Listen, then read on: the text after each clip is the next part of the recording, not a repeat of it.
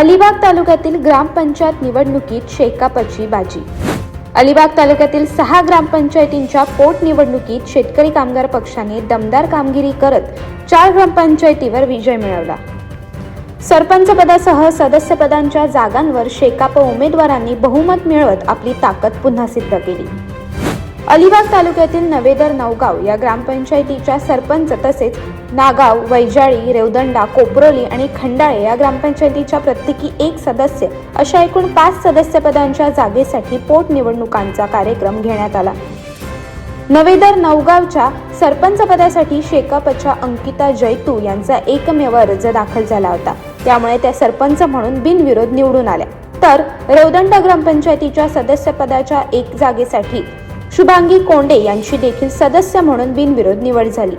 तसेच कोपरोली ग्रामपंचायतीच्या सदस्य पदाच्या उमेदवार कांचन कोळी गावकीच्या माध्यमातून बिनविरोध निवडून आल्या। नागाव, वैजाळी आणि खंडाळे ग्रामपंचायतीच्या प्रत्येकी सदस्य पदासाठी निवडणूक झाली। या निवडणुकीत नागावच्या सदस्य पदाच्या उमेदवार म्हणून मंजुषा राणे, वैजाळीच्या सदस्य पदाचे उमेदवार नंदकुमार पाटील आणि खंडाळेच्या सदस्य पदाच्या उमेदवार समीक्षा गुरव या निवडणुकीच्या रिंगणात होत्या। मंगळवारी सकाळी 7:30 ते सायंकाळी 5:30 या वेळेत मतदान झाले। बुधवारी सकाळी अलिबाग मधील तहसील कार्यालयाच्या सभागृहात मतमोजणी करण्यात आली। सकाळी 11 नंतर मतमोजणीला सुरुवात झाली। नागाव ग्रामपंचायतीच्या सदस्यपदासाठी झालेल्या लढतीमध्ये शेकापच्या मंजुषा मंगेश राणे यांना 399 मते मिळाली, तर महायुतीचे उमेदवार मंगेश आठवले यांना 329 मते मिळाली। मंगेश आठवले यांचा दारुण पराभव झाला असून शेकापच्या मंजुषा राणे या विजेते ठरल्या। वैजाळी ग्रामपंचायतीच्या सदस्यपदाच्या निवडणुकीत शेकापचे सदस्य नंदकुमार पाटील यांना 411 मते मिळाली असून राष्ट्रवादी अजित पवार गटाचे उमेदवार उमेश गावण यांना 383 मते मिळाली। यामध्ये शेकापचे नंदकुमार पाटील हे विजयी झाले।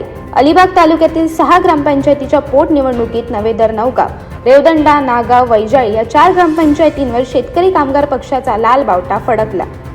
निकालानंतर कार्यकर्त्यांनी विजयाचा जल्लोष केला। काही ठिकाणी फटाक्यांची आतषबाजी तर काही ठिकाणी गुलालाची उधळण करत आनंदोत्सव साजरा करण्यात आला। शेकाप प्रवक्त्या चित्रलेखा पाटील यांच्याकडून या सर्व विजयी उमेदवारांचे अभिनंदन करण्यात आले। विजयी झाल्यानंतर नागावच्या नवनिर्वाचित सदस्या मंजुषा राणे यांनी चित्रलेखा पाटील यांची भेट घेतली।